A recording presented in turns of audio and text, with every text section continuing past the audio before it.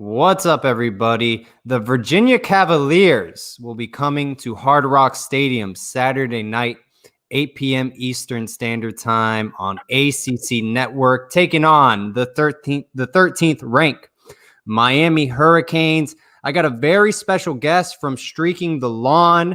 It is a platform that covers Virginia Cavaliers sports as a whole. Carolina Darney, thank you so much for coming on this evening's show. I greatly appreciate that you took time out of your schedule to come on. Of course. Thanks for having me. I'm super excited. Let's talk about some football, right?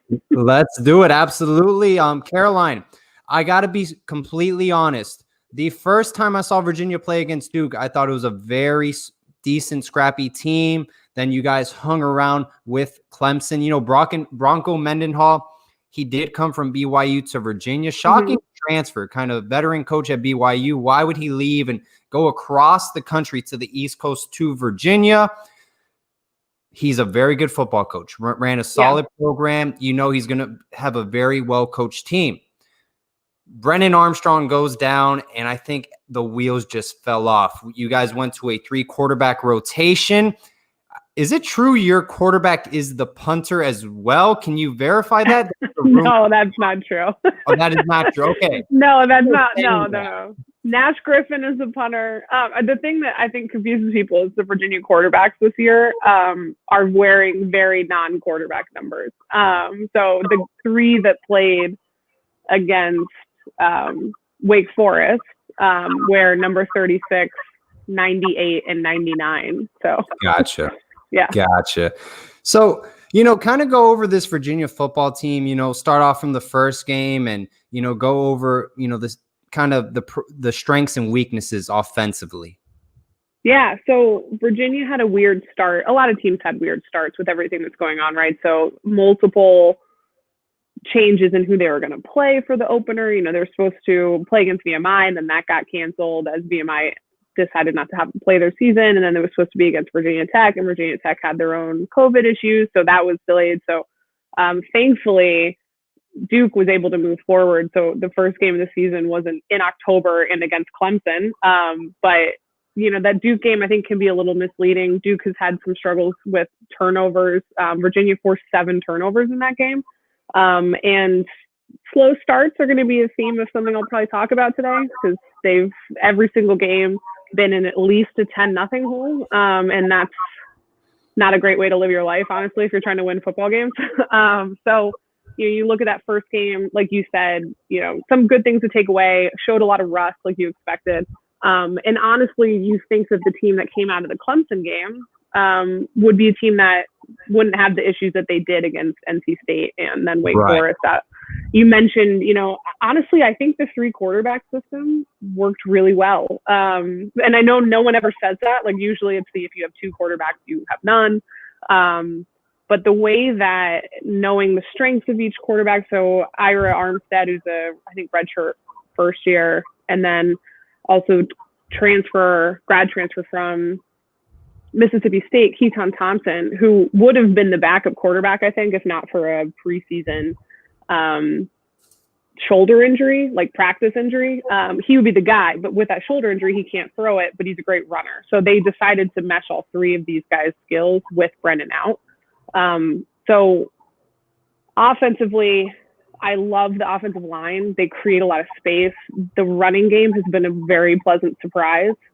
They're actually being way more efficient with Wayne Talapapa and Shane Simpson. And depending on whether or not we get Ronnie Walker back, he was out with an illness after just getting his NCAA waiver. So that's some of the stuff I want to keep an eye on. We don't know who's playing quarterback yet. As of the last time I checked, Brennan is still in concussion protocol. So that's He's still in concussion protocol. Has there been any word he's been taking reps in practice with the first team, second team, getting him back in the mix, or has that been pretty quiet? I think what I saw today from media availability yesterday was that he was moving around. He was in practice for the first time yesterday. I think they're waiting for the trainers to give the okay. So that's where I don't know, maybe there's some gamesmanship, you know, like maybe if Manny Right. Diaz doesn't That's know what I who's was going to thinking. play, you know, like, and I'm not saying like they wouldn't put him out there if it was dangerous or this might not Right. be the situation. But if you have a quarterback that is ready and you want to have a little bit of that competitive advantage, like maybe just hold off when you say he's going to be ready. How much does the offense change when Brennan Armstrong is in the game compared to your 3 quarterback system? So it's interesting because it feels a little bit like the 3 quarterbacks kind of build towards what Brennan can do. I think Brennan is the strongest passer, but he also has a strong running game. Like he is a running threat. He's no Bryce Perkins because there aren't many Bryce Perkins. Right. There's one Bryce Perkins, and we love him to death, and he's the best. Yeah. But Brennan is a running threat. And so when you have that 3 quarterback system, and honestly, I'd be curious to see. I would love if they kind of kept an element of that going forward, because I really do think that, especially when you have Ira, who could pass the ball, he didn't do it a ton against Wake Forest. That just adds an extra element of like you legitimately don't know what they're going to do, because they ran it relatively, I wouldn't say flawlessly. It's tough to pull any of these things off, but they had a week to prepare for it, knowing that Brennan was out, and there may be 1 or 2 bad communication errors with like a wide receiver or those type of things. Like I think overall they just got away from it in the second half, whether that was Wake Forest kind of figured out some of what they were doing, or when they fell into that hole against Wake and had to like pass the ball more, they don't have time to like do a bunch of trickeration and try different things out. So I'm curious to see how much of that we see regardless of Brennan coming back. Besides the quarterback position, I know you mentioned running back, running the football is a strength for UVA football. What are some other players for Miami Hurricanes fans to look out for? I know one name I caught my attention when I saw them play Duke was Lavelle Davis, 6'7" freshman. Love him. Seemed like he's going to be a great player moving forward. I know you guys have a pretty decent wide receiver core. So any players to look out for? Yeah, it's tough to see. I didn't think I'd be saying this at this point of the season, but the offense has had more bright spots than the defense at this point. This isn't to say the defense doesn't have great pieces, but what I love about this offense is, I don't think many people saw Billy Kemp, who's, I think, let's generously say 5'9". You've got Lavelle Davis, like he might have a foot. Lavelle Davis might have a foot on Billy Kemp, but no, Billy Kemp has been this just like utility receiver and going into the Wake Forest game. And I think he had a bunch of catches in that game. So I wouldn't be surprised if he still is the leader in receptions per game for the ACC. So he's a guy he's going to pick up yards. He's effective. When you throw it towards him, he generally brings it down. So he's someone that's been really great. Terrell Jana is the senior leader in that room. He's just a solid receiver. And then, like you said, Lavelle Davis, like you can't teach some things, and that one of those things is being 6'7". Right. So that's a nice, he uses his height well. He's still learning a ton of things as a young, first year receiver in the league, but I've been very impressed with him, especially his route running is much crisper than you'd think it would be this stage. And then to throw in another 6'7" guy, we've got Tony Poljan is a grad transfer from Central Michigan, tight end. So he's had a few drops, but I think size and where he is and in his leadership, I actually really like him as a piece of that offense. Absolutely. And go over, I'm curious about your offensive line unit. How would you rate them so far, first 4 games into this season? How do they stack up? Because Miami, one of their strongest parts of the defense is their defensive line. It really helps out Miami's, defensive game, getting to the quarterback, applying pressure. And that's a matchup I always look forward to in every game, winning the battle of the trenches. So how is Virginia's offensive line? I really like this unit. It's one of the, as offensively, I'm used to doing like basketball stuff in my mind too, but Virginia's averaging almost 4.5 yards per carry. And that's something that like, I would not, if you'd given me like a bunch of money and told me to guess, like I probably wouldn't put that there. They have a lot of experience. And it's really nice to see because a lot of what the offense wants to do, like Robert and I likes to get creative, which is why, minus the loss against Wake Forest, there was a ton of stuff that I really liked that the offense did. Like, and again, I don't think the offense is, they're scoring 30 points, like by Bronco Mendenhall standards. Like he expects to win the game if his offense puts up 30. So I really like, and this unit just brings so much experience. So like they're giving him time to throw. There haven't been a ton of quarterback hurries. There haven't been a ton of, they held their own. Clemson fans were complaining about their defensive line getting controlled by Virginia.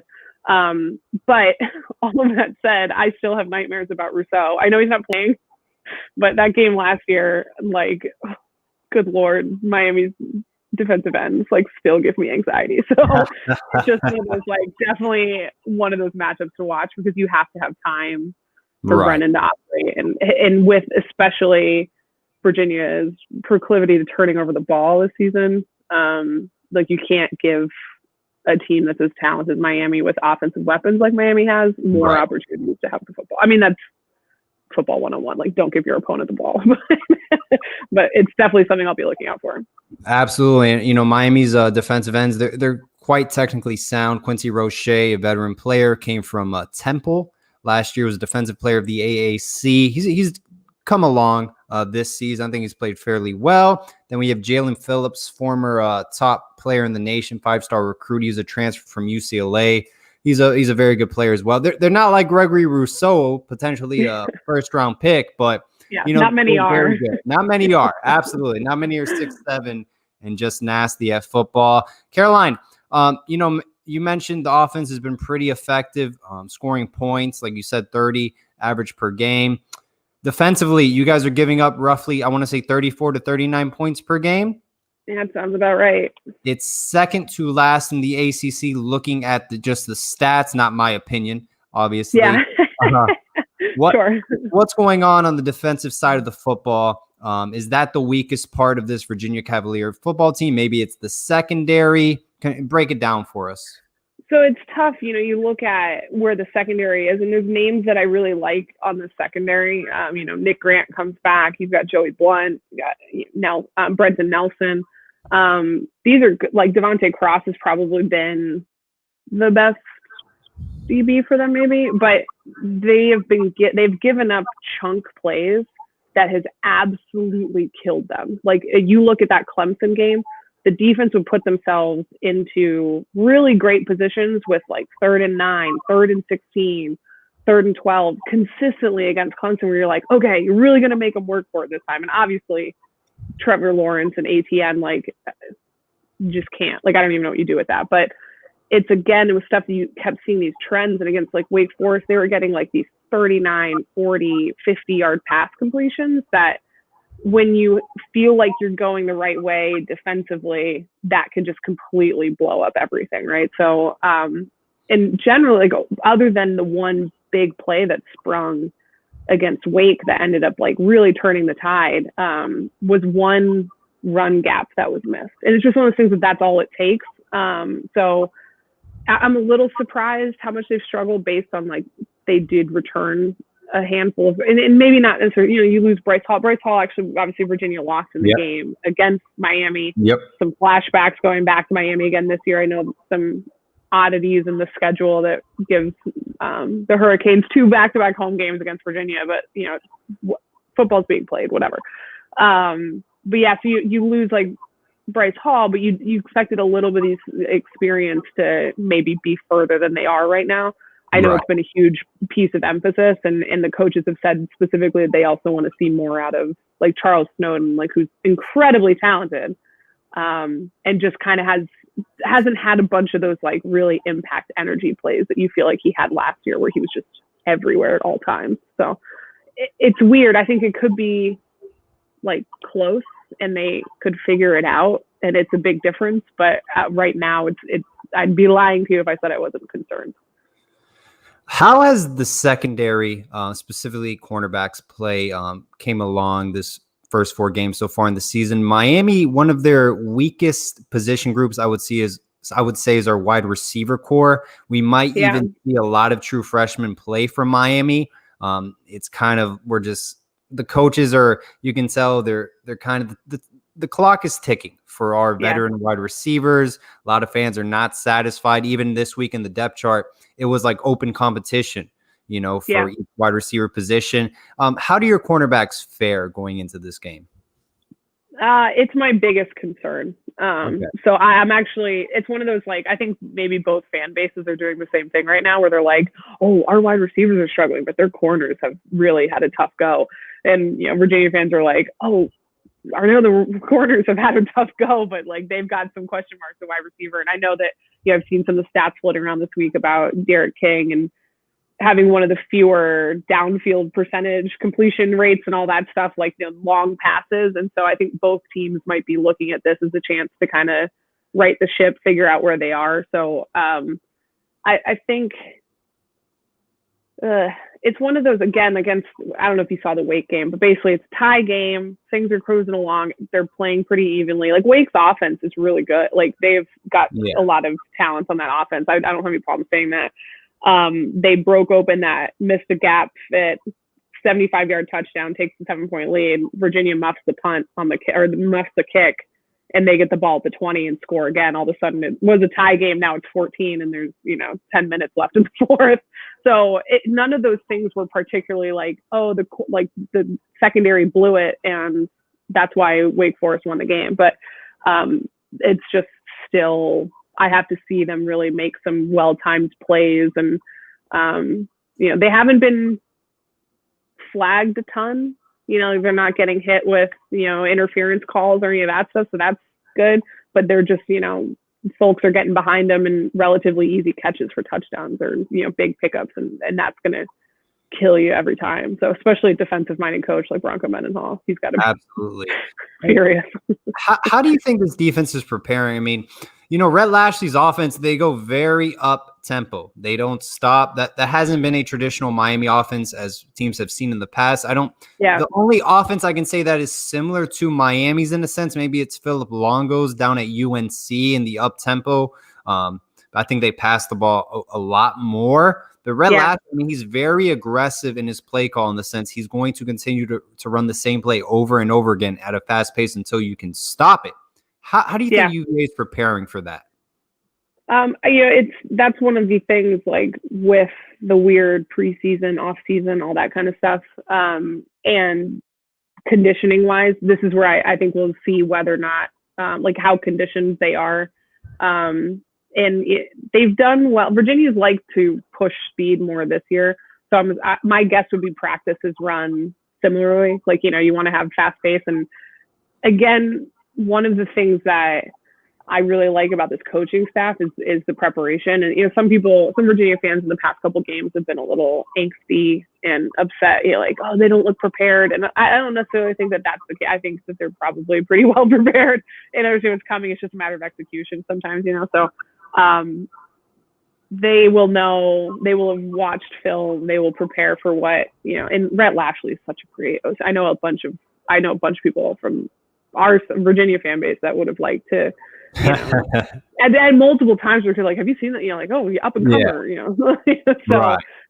Definitely watch what he's been doing for a while. So I think it'll be a huge test. This is going to be a huge test for a team that really desperately needs a win. So we'll see. Yeah, we'll see.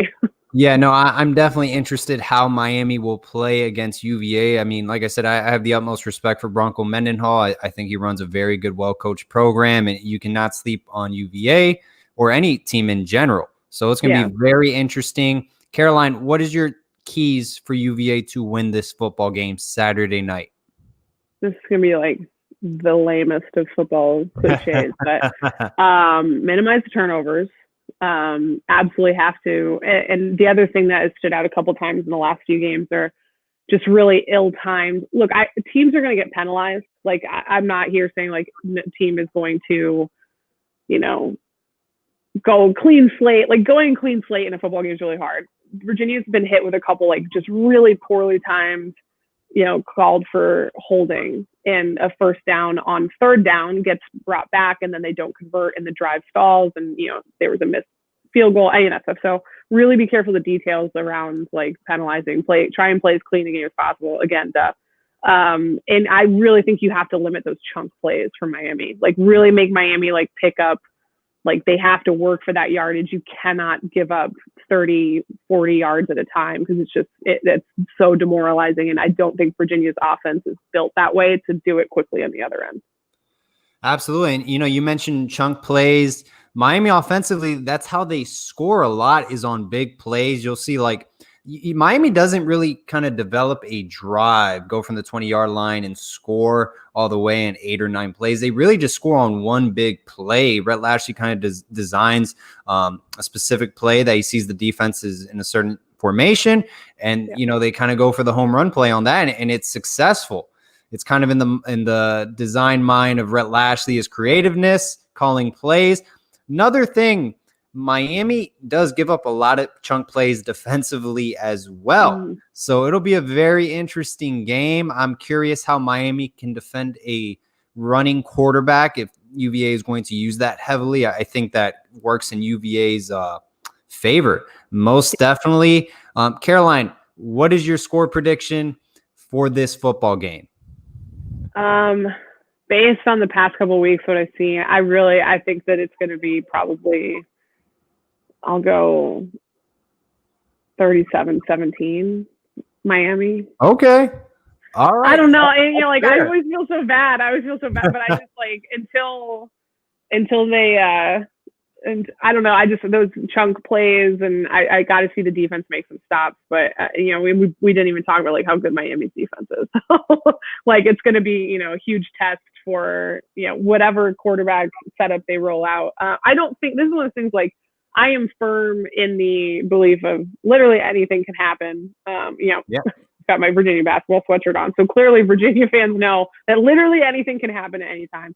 So this is, if Virginia ended up winning, I wouldn't be completely shocked and blown out of the water and I could never thought this would happen. But I think that in this, based on what we've seen so far, I think Miami's probably maybe 2 touchdown favorite, but that's probably what I'm thinking. Yeah, no, if Brennan Armstrong's not playing in this game, I got Miami winning 34-10. If he is playing, keep it in the spread. I know Miami's favored by 12. I would say 34-24, roughly around there. Miami will sneak out by 10 or 12 points. It really just depends. I like Brennan Armstrong. I think he's a scrappy lefty quarterback. He can make plays. He's not Bryce Perkins, obviously, but I think he'll get the job done. But, like you said, anything could happen in the ACC. If Miami, just being I know I'm a Miami Hurricanes fan, but if you're ranked 13th in the nation and you lose to a 1-3 football team, you're not really a top 25 team. Let's be honest. Miami, they should take care of business, but you never know what could happen moving forward. That's why they play the game. Caroline, thank you so much. I hope you enjoy the game. Thank you so much for coming on and taking time out of your evening. So thank you so much. And maybe we can do it again in the future years. Absolutely. Thanks for having me. I appreciate it. Enjoy it. Good luck. Thank you. Same to you. Carolina Darney from Streaking the Lawn, covering University of Virginia sports. We got Doc Givens coming on, 5 Reasons Sports. We'll be talking about Miami Hurricanes football, previewing the Miami UVA game as well, guys. Thank you for everyone joining us. We got 50 people live in the chat, 23 minutes in. This is going to be an interesting game, guys. I'm looking forward to wide receivers stepping up in this game, how they fare, who's going to play at wide receiver. We're going to see more true freshmen get snaps. Remember, guys, there was an open competition this week in practice on the depth chart. Are we going to see Michael Redding, Keyshawn Smith, Xavier Restrepo? We've already seen some changes defensively. We've seen guys like Sam Brooks, Corey Flagg get more snaps. We've seen Xavier Restrepo get more snaps at punt return. They benchmark Pope returning the football. What's going to happen? Their secondary, this came from Caroline, she stated that was their weakest part on the defensive side of the football was their cornerback play. Miami, to a certain extent, their wide receiver core needs to step up. Will they this game? Will we have a big game passing the football offensively? We'll find out. That's why they play the game. So we'll see what happens, guys. Let's open up the phone lines real quick before Doc comes on. Take some calls in the meantime. before shoot, not working right now. Give me 1 second. But let's open up the phone lines, guys. Thank you everyone for coming in, tuning in for tonight's show. Greatly appreciate it. Everyone coming on, man. And he should be coming on in 1 second, Jock Givens. So I won't be opening up the phone lines, unfortunately. Give me your score prediction, guys. Right in the chat. What do you expect from this football game? What is your score prediction? Do you have Miami winning by a blowout? A lot of fans have Miami winning by a lot. Not taking the – I get in a sense they are taking the spread, yes. But, I don't see a lot of 12-point close games in this football game. I do not. From fans. Remember, guys, Miami always plays down to their opponent. After we beat Florida State in that comeback win, we were down by like 21 points at halftime, maybe even 28. A few years ago, we lost to UVA the week after. Let's see what happens. We will be playing at home. Then we got a bye week against North Carolina State. We can't look past any opponent, obviously. We cannot. But the bye week has been a big enemy of Miami. Mr. HD has Miami winning 35-14. John Bird, thank you for the $5 donation, man. Thank you so much. Has Miami winning 34-13. Kane Forever has us winning 38-10. Harold Rodriguez, Miami 37-17. Les Aguilera, great show, Paul. Thank you so much, sir. Canes 34, Virginia 13. It would be very nice if Miami wins 48-0. It would be very nice. Little payback for the last game of the Orange Bowl if we can win 48-0. By the way, guys, a little fun fact. Has Miami ever shut out an ACC opponent before? Let me know. Has Miami ever shut out an ACC opponent? Think about that, guys. I was looking back, and this was a question put out by Grant Long. From NMD TV. Check out his channel. Does a great job, man. Just covering Canes football and all other sorts of topics, recruiting, and sports topics as well. Has Miami ever shut out a ACC opponent? Think about that. Let me know. We cannot go 0 for 5 on bye weeks. Absolutely. We cannot. I mean, that would be really bad on Manny Diaz as a head coach. But we're not thinking about the bye week right now. We're not thinking about NC State. We are thinking about UVA. I got Doc Givens from 5 Reasons Sports coming on right now. We will be previewing this game and talking some Canes football in general. Might even get into a little bit of recruiting. By the way, guys, Amari Daniels announced Georgia and Texas A&M in his top 2. There was even a crystal ball out from 247 Sports in the direction of Miami a few months ago. And then after he announces his top 2, he announced he will not be making a decision. This might be a recruiting battle Miami is going to fight for all the way down to National Signing Day. Remember, guys, James Williams, he didn't have Miami in his top 3, I believe. Then all of a sudden he commits to Miami. Hey, it's the new era of recruiting in college football. Some people are annoyed by it. Hey, it is what it is, guys. It's just the new era we live in with college football and fighting for recruits all the way to day one. To the last day of National Signing Day. It is what it is.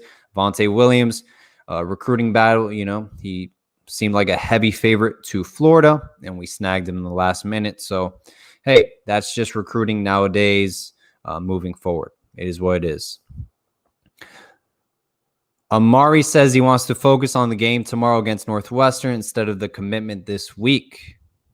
Interesting. Is he buying more time? I thought he was leaning towards Miami. A lot of people were in shock when he had Texas A&M and Georgia. I think there's even sanctions on Texas A&M right now. They can't recruit during this time period. Could be wrong on that, but I'm pretty confident that's what's going on. So anyways, we got Doc Givens coming on shortly from 5 Reasons Sports. We'll be talking some Canes football. Ultimately, guys, I want to see how Rhett Lashley responds to this game, to this Virginia defense. Miami has been putting up more than 30 points every game. They have been affected to a certain extent offensively. The Clemson game was not pretty at all. Pittsburgh, wasn't the best play calling. I'll be honest. I thought it was a little bit vanilla, very repetitive at times, too many inside zone reads. So I'm curious. I'm curious what Rhett Lashley has up his sleeve against UVA. Their offense is very scrappy, very creative, guys. Do not underestimate UVA's offense. They can put up points. Their offensive coordinator, NIA, is a very, very creative OC. Very creative play caller. So look out for him. Look out for that offense. They run a 3-quarterback system. They're going to be running the football a lot. That's what they do in this offense. Keaton Thompson has a shoulder injury. He was a transfer from Mississippi State, stated by Carolina, and he's not able to throw the football effectively. So they just use him strictly for running the football. Then they have a number 98. He's not the punter. He has a punter number, but he's also their starting quarterback as well. Yeah, no. Saturday night is a very winnable game. I'd be in shock if Miami loses.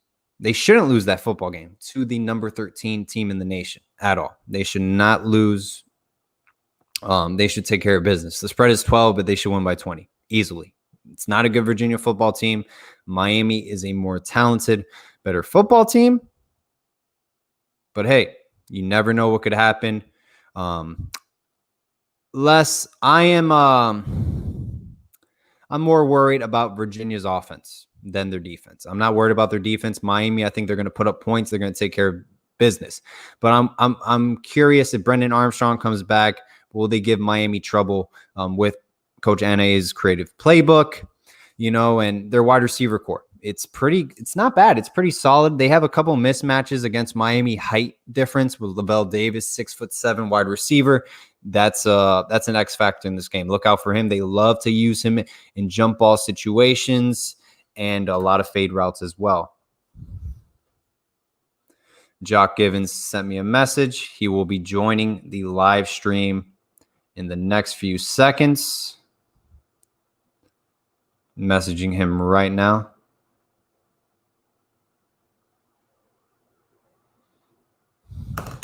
Yeah, so he should be joining us shortly, guys, and we will be previewing Miami Hurricanes versus UVA. Yes, remember 2018 season, we were 5-1, ranked number 16 in the nation when we lose to Virginia. Yep, and it just went straight downhill. This team relies on a lot of momentum. We win consecutively and we lose consecutively. We need to, even the ugly games, the ugly wins, we gotta take it.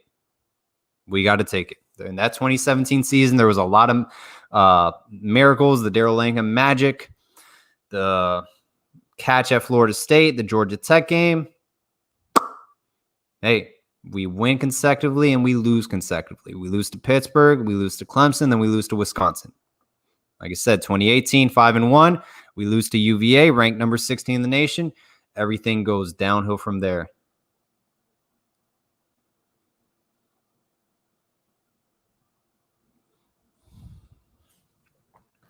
Jock Givens, 5 Reasons Sports, should be coming on, getting him on right now. He just messaged me.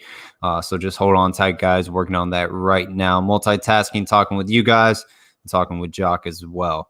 I was at Pitt in 2017. Yeah, we cannot come out flat for these games. We cannot play down to our opponent's level. That is the key. So we'll see what happens moving forward. We'll see how we play this game. I hope that's changed. When Manny Diaz said, there's no more negative energy in the sidelines, he said this postseason. So we'll see what happens. And we're getting Jock Givens on right now very shortly. He just messaged me, tell me he is entering the broadcast right now. Those of you guys wondering, Brad is out sick this evening. So hopefully we can get him on post-game show. That is my plan, to do a post-game Pittsburgh show. Sorry, not post-game UVA show. After the game's over, just talk right after the game. Maybe do a live call-in show if people are up for it as well. Just talk about the game. How do we think? We never sugarcoat anything. We assess the team critically, and we see how we call it. So we'll see what happened. I think our first drives need to be a little more dialed in my opinion. Yeah, no, absolutely. I mean, it's always great, to get ahead. First couple drives of the game, be more aggressive. So, absolutely. But, I just want us to be more aggressive when we're nearing the red zone. I think we just do a lot of I saw too many running plays, inside zone reads, halfback draws. Third and long play calling needs to improve as well. There's been a lot of quarterback draws. I don't agree with at all. So, that's something we need to take care of moving forward. And hopefully we'll see that with better play call with Rhett Lashley. Third and long play call has been very, very questionable at times throughout this whole season. Very, very questionable. And the thing about going up tempo, you can go up tempo all you want, but if you go 3 and out, it's not going to be effective. It's not going to be effective at all going up tempo if you're just going to go consistently 3 and out. And that's what happened to Miami against Pitt a lot at times. We consecutively just went 3 and out, 3 and out, 3 and out, and we would just have a big home run play. And that's how we got all our points from. All right. We got Mr. Givens coming on now. Hey, how you doing, man? I'm sorry. Good, man. Jock, how you doing today, sir? I'm doing good. What about yourself? Appreciate it, man. Thank you so much for coming on. We're live right now. And, man, how do you think about these Miami Hurricanes so far? So far, we're 4-1, I believe. First 5 games in the season. How are you feeling about the Canes so far that you've seen?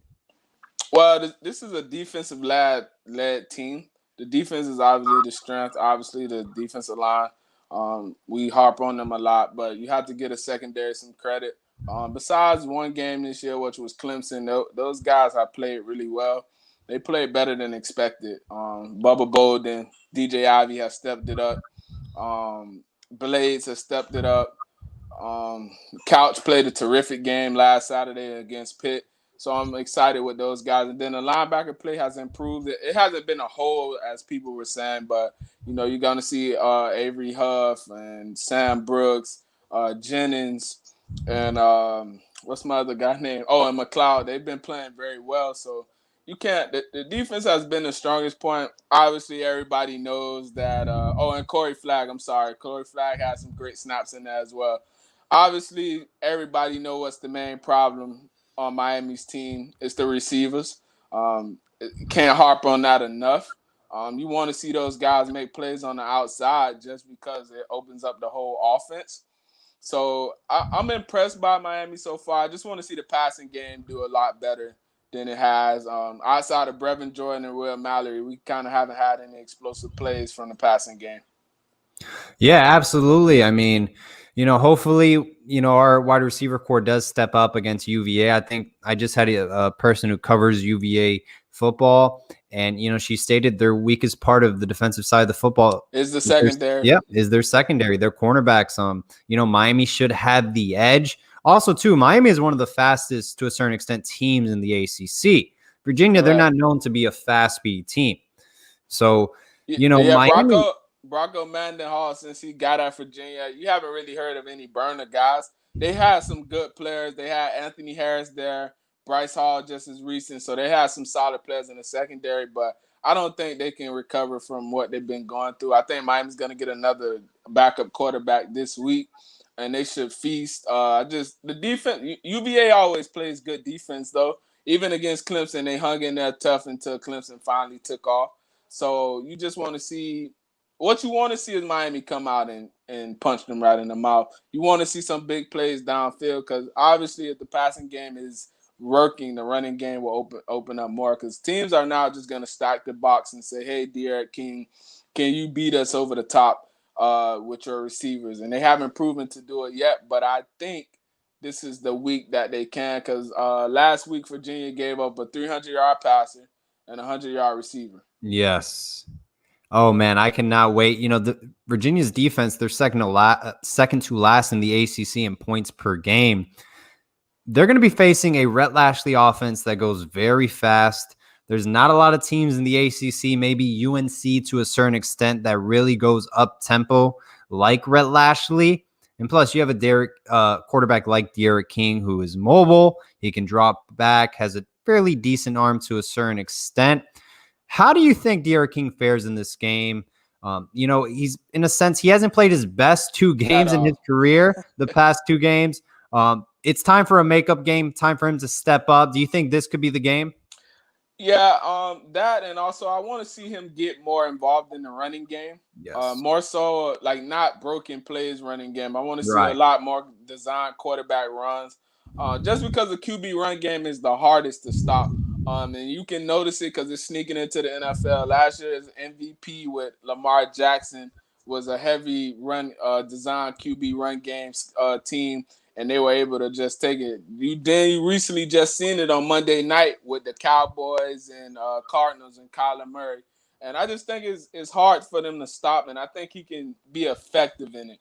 And I think with him getting going in the running game with the design running quarterback runs and RPOs and zone reads, it just makes the defense have to respect him pulling the ball. And if you go back to the game against Clemson, he had a play in there. If he would have just pulled it, he would have got the first down when they got stopped on 4th down. So you want to see him get more involved in the running game that way. I think the receivers haven't helped him a Yeah. lot in the passing game, but he's still on the season, has thrown 10 touchdowns to only 4 interceptions. He turned the ball over last week twice, so we do want to see him clean that up. But I want to see him have a game where we like, okay, he's emerged back into that, like the Louisville game where he had the big throws. I know we keep harping on the receivers, but Brevin Jordan and Real Malley are your best targets. They're matchup problems anyway, so why not use them? But yes, it will help if the receivers help them. But this is the game for me as well that they should roll this game. Not necessarily roll them, but it should be an easy offensive game. This team just gave up 40 points to Wake Forest, who not on the level of Miami. And I have Miami, North Carolina, and Notre Dame all on the same tier. I think they're the second class of the ACC outside of Clemson. No, yeah, absolutely. I mean, Clemson, we didn't show up that game. Well, Miami didn't play bad. They just had too many mistakes, and you can't make those against good teams. Right, absolutely. And one thing I've known about this offense, I've been stressing a lot. We tend to score on home run plays. We don't really drive down the field and kind of chop away at a defense. It's really big plays that Miami scores on, kind of design plays ran by Rhett Lashley. How satisfied are you with Rhett Lashley and his play calling so far as an OC? Well, his play calling has been fine. I think against Clemson, he was kind of tentative. He got kind of scared. UAB, it was very vanilla. Louisville has been his best game that he's called. Yeah. You've seen the big play from Jalen Knight out the backfield, which they can keep doing that. You've seen Will Mallory scoring some drag routes. You've seen Brevin Jordan scoring a nice little out route against Louisville. You see the running game pop. So that was his best game. But overall, I'm satisfied because he's winning and he's sticking to what works. So against UAB, everybody was complaining, De'Ara King wasn't throwing the ball enough, but hey, you rushed for 300 yards in that game. Let's keep running the football. Second game of the year, Louisville was giving up a lot of big plays in the passing game. Hey, he took advantage of that. Against Florida State, he opened it up, and it was just he let it all loose. Then you played Clemson. He looked it good, but he was kind of scared. You knew about the first possession they had when he ran the double pass to the tight ends. And it's too early in the game for that. And then this last game, I like he's just calling the game as it comes to him. He's not pressing the issue. But for Miami to be successful throughout the rest of the season, he has to establish our identity. So whether we're going to be a passing team, I like the big plays. I love it. But at the same time, we're going to get in a game where we got to grind it out. Hey, let's go ahead, 7, 8 play drives, 9, 10 play drives where you have to run game, pass game, because they're going to take away the big play. So I'm overall, I'm happy. He's going to be a head coach next year or the year after, based off of everything. And he's a fiery guy. So I'm satisfied. He's the best OC we've had in the last 20 years. You want to be quite honest. So we're happy, and you're 4-1. The Miami team energy is different this year than it has been in past years, because past years they lose to Clemson, the season would have just went all the way down the Right. drain. So, yeah, you're satisfied with that. Absolutely. I mean, someone was mentioning in 2018, Miami was 5-1 going into UVA, and they lost that game, and that's when everything just went downhill from there. Yeah, they So, lost. They lost. That was a bad loss because Miami should have rode that team. They went in there, right. underestimated them. Now this year, you kind of see a sense of urgency when they're playing. Even with Pitt, people say the game was close. It was never close. I mean, Miami went up at one point, 21-3. I want to say, and that was the closest. And then UVA scored a couple of late touchdowns, but I mean, not UVA. Pitt scored a couple of late touchdowns, but I just.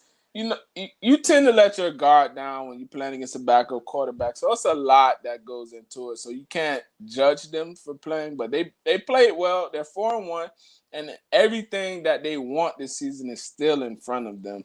Yep. And I was on 5 Reasons Sports. You can catch us on the Six Ring King. Canes. We do shows Tuesdays, and right before the game, I was stating before the season started that this was a big year for Manny Diaz. He had won the offseason. He won the offseason, so we're not gonna, display that. I mean, like discredit that. He won the offseason. So we were ready. So every Miami fan, when we came in this year, we had expectations. But I said the biggest thing for him was, can he improve as a coach?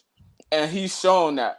Last week Pitt game, we got to give him credit. The penalties were cleaned up. I think we only had 5 last week, which is fine. It's not like the penalties in the games before where it was like come on, man, we got to get those things got to get cleaned up. So I'm overall you're satisfied with the coaching, and he's identifying the problems and solving them. It's not like it was in years past where the coaches just seeing the problem, like with Mark Richt, for instance. He didn't want to change his offense. He wanted to win with that offense, and it hurt us in the long run. Absolutely. And Jaccare, what are your keys for Miami to winning this football game? Well, key number one is take the big plays downfield. The secondary is very weak. So any big time recruits coming to visit during the game this weekend. I don't know if they're doing game visits just because of the whole COVID situation. So I think it's a lot of virtual visits or something like that from last time I checked. But I know the Jake Garcia news should be breaking soon because I think he's leaning towards Miami. Just because he came from he's playing in Georgia, by the way. He went to another county. He's gonna be playing. And USC went after another quarterback in his recruiting class. And so I think Jay Garcia is going to ultimately flip to Miami. So that's something we may be on the lookout for. But the keys to the game for me is take the big plays downfield. The secondary is a weak part of their team. The play action pass should be there. I want to see, establish the big plays, to establish the run game. But De'Aaron King has to establish a rhythm in the passing game before we do anything, downfield. So let him get in the rhythm, sort of like how he was against Louisville. Hit a couple of quick throws. That was his best game throwing the football. So I want to see him get him a nice rhythm. Obviously, the defense has to come to play.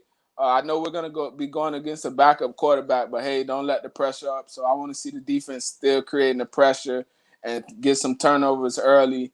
And the number one thing was the last thing I'm going to say, but the number one thing for me is just be prepared to play. You're going into a bye week up next week.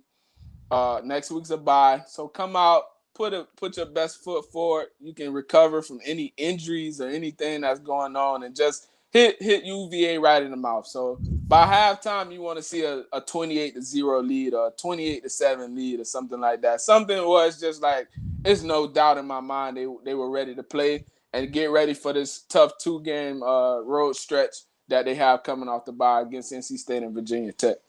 Yeah, that's a big point. We're after the bye week, we got NC State. They did lose their starting quarterback, but still, I mean, Manny Diaz has something to prove. He's going 0-4 after bye weeks. I mean, he's out to prove against NC State. Hopefully, it's a big game. Then you got Virginia Tech, who they're a sneaky little team. They're always going to give you a tough game.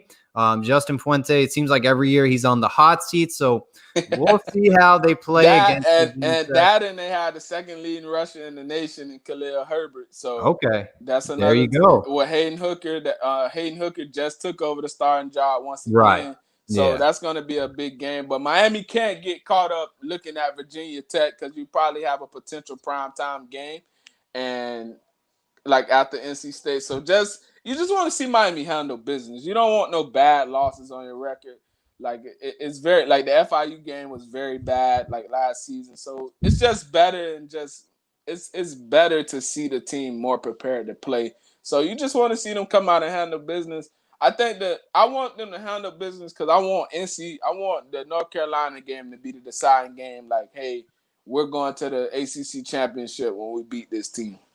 I love it, man. Hopefully we'll get there. But in order to get there, we got to beat UVA Saturday night. What is your score prediction? I have Miami winning 42-24.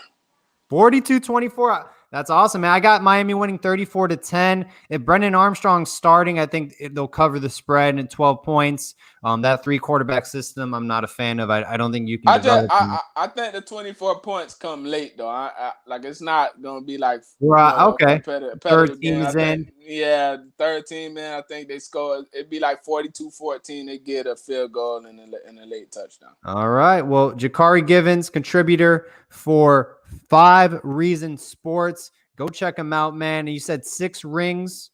We on Tuesdays and Thursdays at 7:30. We do pre and post game as well. Anytime you guys want to stop by, check us out. Paul can come on the show and he's ready. So appreciate it. And you can follow me at King Jock 24 on Twitter. King Jock 24 on Twitter. Go follow him, man. Very informative, great stuff on Canes football. Thank you so much for coming on, Jaccare, man. Thank you. I really appreciate it. Anytime you need me, I'm here, man. All right, man. Have a blessed and safe rest of your day, sir. You too, brother. All right, man. Peace. Jaccare Givens. Go check him out, man. Contributor for 5 Reason Sports. Passionate, diehard Miami Hurricanes fan. Very informative. I hope everyone has a great rest of their evening. And always, all about the U.